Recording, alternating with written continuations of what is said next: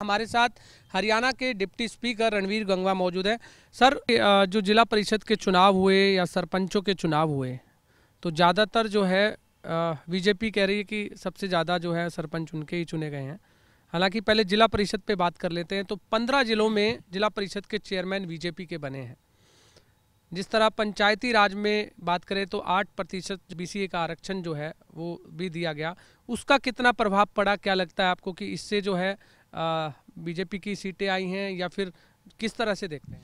देखिए, दो चीज़ें हैं। एक तो जो आपने बताया कि जो 15 जिलों के अंदर अभी तक चेयरमैन बन चुके हैं और उम्मीद है कि और भी जो रह रहे हैं उसके अंदर भी भारतीय जनता पार्टी समर्थित ही चेयरमैन वाइस चेयरमैन बनेंगे। आज जिस ट्रांसपेरेंसी के साथ आदरणीय मनोहर लाल जी के नेतृत्व में सरकार चल रही है, लोगों का विश्वास बढ़ा है। और जो आमतौर पे यूँ कहते थे कि भारतीय जनता पार्टी केवल शहरी पार्टी है, गाँवों के अंदर भी जो है, ग्रामीण क्षेत्र के अंदर भी अपना प्रभाव रखते हुए अभी जितने भी जो मैक्सिमम, चाहे वो सरपंच है, चाहे वो जिला परिषद के मेंबर है, चाहे वो ब्लॉक समिति के मेंबर है, ज़्यादातर भारतीय जनता पार्टी के चुन करके आए हैं। मैं हिसार ज़िले से आता हूँ। अभी हिसार के अंदर 9 ब्लॉक समिति के चेयरमैन बनने थे, 9 के 9 भारतीय जनता पार्टी के बने हैं और अभी जिला परिषद का चेयरमैन बनना बाकी है।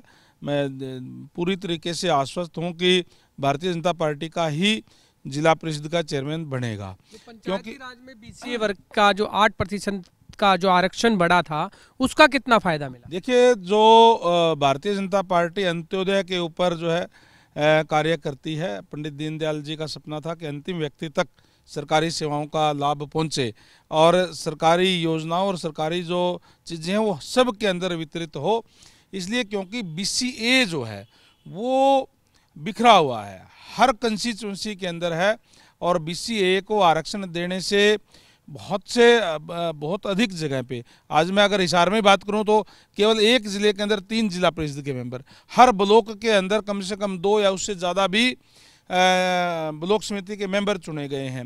अनेक जो बीसीए के लोग जो आज तक कभी भी जो सरपंच नहीं बने थे, विशेष रूप से जो मैं अगर बात करूं रोहतक, सोनीपत, झज्जर, कैथल, करनाल, कुरुक्षेत्र, अम्बाड़ा, इस साइड के अंदर जो बीसीए कम्युनिटी के लोग हैं वो बहुत कम मात्रा पे या ना के बराबर उनकी भागीदारी पंचायत के अंदर थी।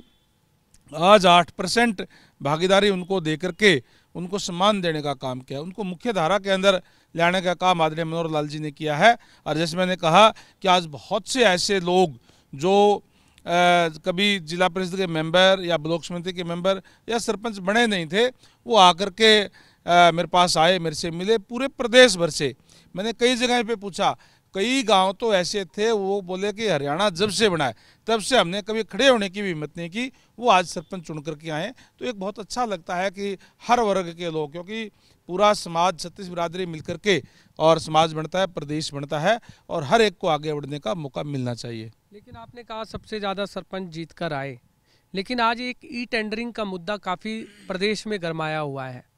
वो कह रहे हैं कि सरपंच की हमारी पावर घटा दी गई है। 2 लाख रुपए से अगर ज़्यादा के काम अगर सरपंच करते हैं तो वो उन्हें ई टेंडरिंग के माध्यम से करने पड़ेंगे। हालांकि इससे पहले दूसरी सरकारों में 20 लाख रुपए होता था। आपको लगता है कि सरपंचों की जो पावर है वो आपने घटाई है, या जो आपने 2 लाख रुपए दी है वो ठीक है? देखिए, मैं बताता हूँ कि जो सरकार जो है हर कार्य को ट्रांसपेरेंसी से करना चाहती है, और इसके अंदर भी सरपंचों की पावर बढ़ाई है। मैं समझता हूं कि ठीक तरीके से अब तक या तो सरपंच समझ नहीं पाए हैं, या सरकार सरल भाषा में और उनको समझाने का प्रयास कर रही है कि जो सरपंच हैं उनकी कहीं भी कोई पावर कम नहीं करेगी, बल्कि अब भी 800 करोड़ से ज़्यादा परसों ही पूरे प्रदेश भर के अंदर, गाँवों के अंदर जो पैसा है 1100 करोड़ जिला परिषद का उनका मिला करके है, जो डायरेक्ट सरपंचों को गया। मैं कह रहा हूँ कि वो जो पैसा है डायरेक्ट सारा का सारा गाँव के अंदर गया है। उस पैसे को गांव के जो सरपंच है, गांव के मेंबर है, वो डिसाइड करेंगे। सरकार का उसके अंदर कोई इंटरफेयर नहीं है। पहली बार, मैं बता रहा हूँ, पहली बार ऐसा हुआ है कि डायरेक्ट सरपंचों को पैसा दे करके उनके ऊपर छोड़ा गया है कि वो जहां भी वो चाहे वो पैसा लगा सकते हैं। जो 2 लाख रुपए से उससे ऊपर की जो बात है, जो आमतौर पर एक लांछन लगते थे कि अपने चैत्य को टेंडर दे दिए, उसको दे दिए, इसलिए ऑनलाइन टेंडर करने का काम किया था। उसमें भी 25 लाख रुपए तक तो जेई और सरपंच जो भी रिकमेंड करेगा, उसकी जो पंचायत है वो रिकमेंड करेंगे, उससे ऊपर जो होगा वो एसडीओ के पास जाएगा 50 लाख, 1 करोड़ तक का जो है वो एक्शन तक जाएगा, और जो 7 दिन के अंदर उसके टेंडर होकर के और उसका जो है कार्य कर दिया जाएगा। इस तरीके की व्यवस्था करने का काम किया है। मैं आपके चैनल के माध्यम से भी तमाम जो हमारे जो चुने हुए जनप्रतिनिधि है, सरपंच है, मेंबर है, उनसे भी ये कहना चाहूँगा, आप इसको लागू करने का काम करें, एक बार आप देखें इसको। अगर कहीं आपको लगता है कि ये ठीक नहीं है तो उसके बाद में सरकार जो है जनप्रतिनिधियों के साथ है, सरकार भी प्रजातांत्रिक ढंग से जो है वो चुनी गई है, एमएलए एमपी भी, और जो हमारे सरपंच है, जिला परिषद के मेंबर है, ब्लॉक समिति के मेंबर है, वो भी लोगों ने उनको चुना है। सरकार उनकी अनदेखी कतई नहीं कर रही, बल्कि मैं ये कह रहा हूँ कि या तो कहीं न कहीं समझने में, समझाने में कहीं न कहीं कोई जो है वो गलतफहमी है, उसको दूर हो जाएगा। मैं इसलिए कह रहा हूँ कि एक बार इसको शुरू करवाएं, शुरू करके ये पैसे लगाने का काम करें, नहीं तो फिर उसके अमेंडमेंट किया जा सकता है, क्या दिक्कत है। कई चीज़ें जो नई चीज़ें शुरू होती है उसका परिणाम क्या है, कैसे आएंगे, वो थोड़ा देर में पता चलता है जब वो इम्प्लीमेंट होती है।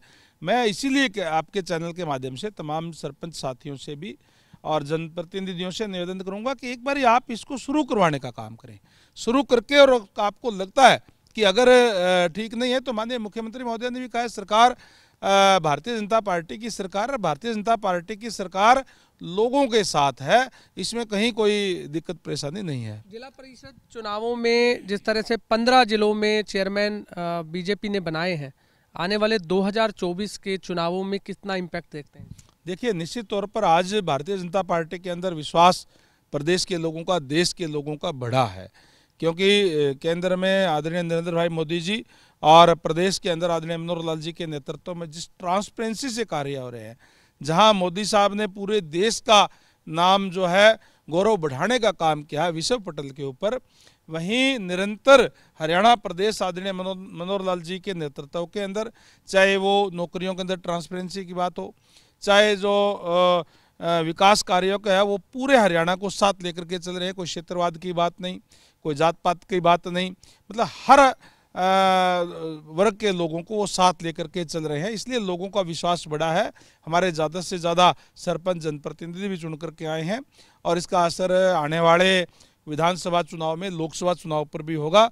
एक बार फिर से केंद्र के अंदर जहां नरेंद्र भाई मोदी जी एक देश के प्रधानमंत्री 2024 के अंदर फिर से बनेंगे, वहीं आदरणीय मनोहर लाल जी भी तीसरी बार मुख्यमंत्री हरियाणा प्रदेश के बनेंगे। बहुत बहुत धन्यवाद। आपने सुना हरियाणा के डिप्टी स्पीकर रणवीर गंगवा, जिनका कहना है कि जो ई टेंडरिंग का मामला है उसमें अभी सरपंचों को समझना चाहिए, जो ये ई टेंडरिंग का है वो जो है पारदर्शिता लाएगा, और साथ ही उन्होंने ये भी कहा कि जो बीजेपी की जो सरकार है 2024 में दोबारा से रिपीट करेगी। कैमरामैन ललित के साथ गुलशन ग्रोवर, चंडीगढ़।